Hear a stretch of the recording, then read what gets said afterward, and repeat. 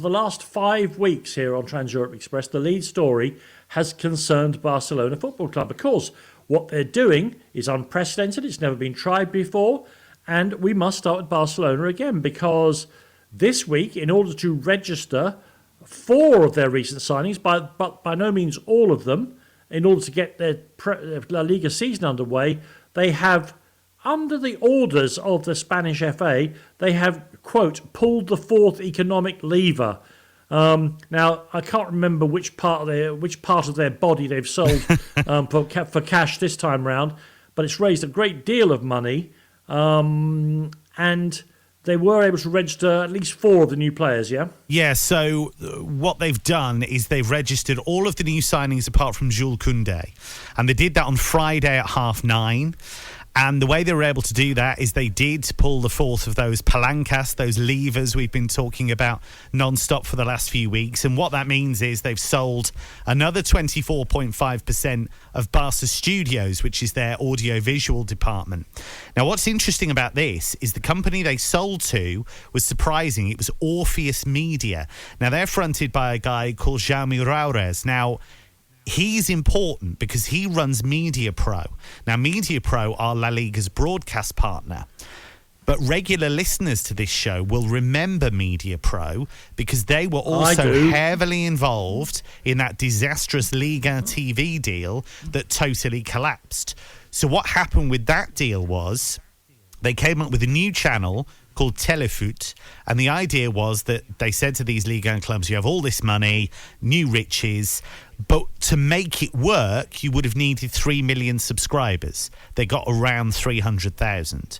And Media Pro pulled the plug, and therefore the deal collapsed completely. So he's now involved in Barcelona. What they'd already done previously is they'd sold 25% of the La Liga TV rights for the next 25 years. They've now sold nearly half of Barca Studios. The other thing that I think hasn't been spoken about as much is one of the first things Joan Laporta, the president, did, which was to renegotiate Barca's debts. So the way they did that was they took out a €500 million loan with Goldman Sachs. But that meant it was a much more long-term debt because their debts originally needed to be paid back pretty quickly. So they've changed that situation.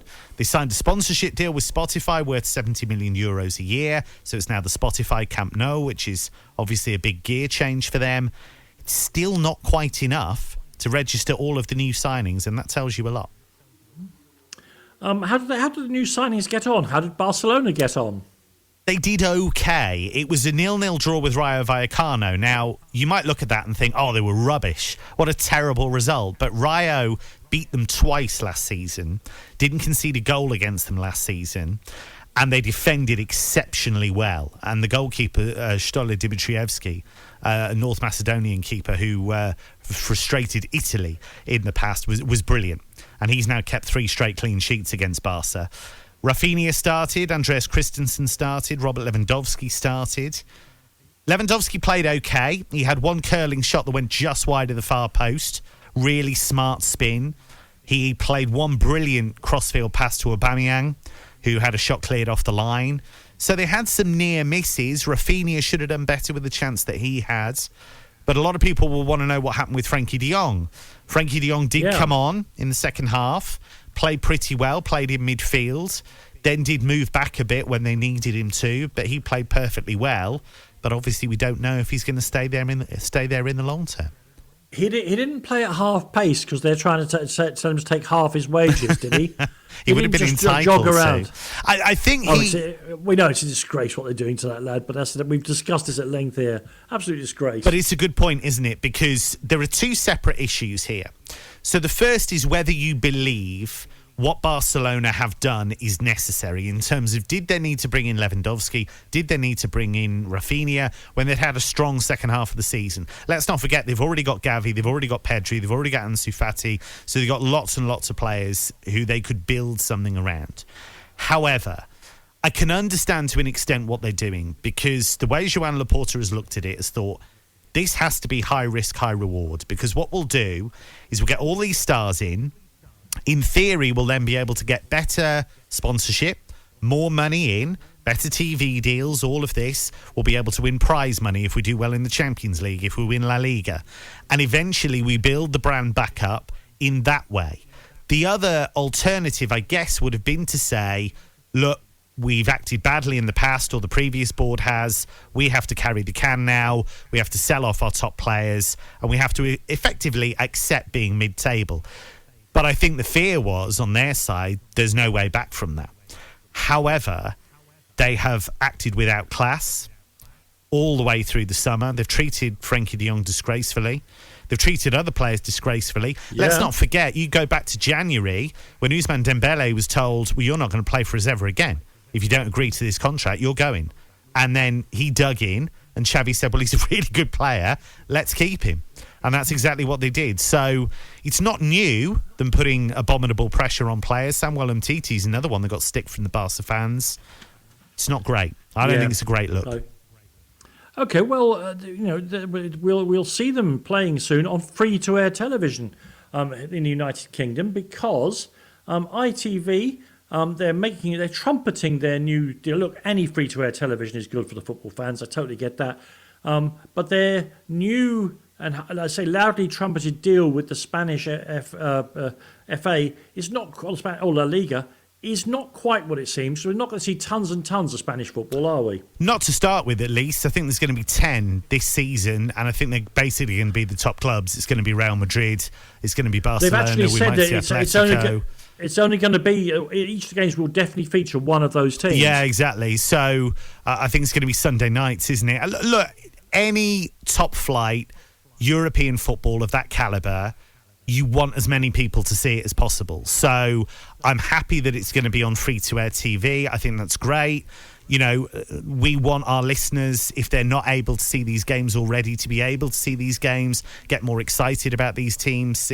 Because as much as it's a bit frustrating that it's only Real Madrid and Barcelona, it is going to be their opponents. So you might see Celta and think, oh, Iago Aspas is still scoring goals. Or you might see Valencia and think, oh, Reina Gattuso's there. You might see, Athletic Club and see the atmosphere there at San Mamés.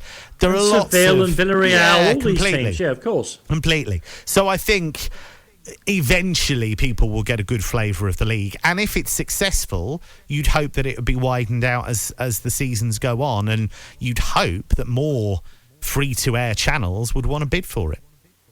Sure. So let's just remind you that, as I say, the big games will be, as we understand, on ITV, and some will be on ITV4 as well. La Liga returning. No, I don't think it's ever been free to air in Britain, has it? So it's the first time people will be able to watch Spanish football for nothing. And of course, they'll also be able to see Barcelona, who will continue to pull economic levers. And I'm not going to bore Kevin by asking why wouldn't everyone else do the same thing. Other clubs' culture is different. Barcelona has the eternal backing of the banks in Spain, or at least the bank that has their account. They're very different from other clubs. I do think Barca have got themselves into not quite a unique situation, but a very unusual situation, because the mismanagement prior to Laporta under Bartomeu was on such a colossal scale. They spent so much on transfers, so much on wages. But I do think we have a situation here where Paris Saint-Germain specifically, to some extent Manchester City, because they have the resources they do, they've effectively shorted the market. And so it's how you respond to that. And that's not me defending Barcelona, and it's not me particularly attacking those clubs, but it's a fact that you look at the Neymar deal, that's what sparked this whole thing off. And Barcelona suddenly panicked horribly, spent a load of money on players they didn't need. Then when they'd upped the wages, everybody else at the club knocked on the door and said, well, where's my money? And so Bartomeu was just writing check after check after check, and that's the mess they got themselves into.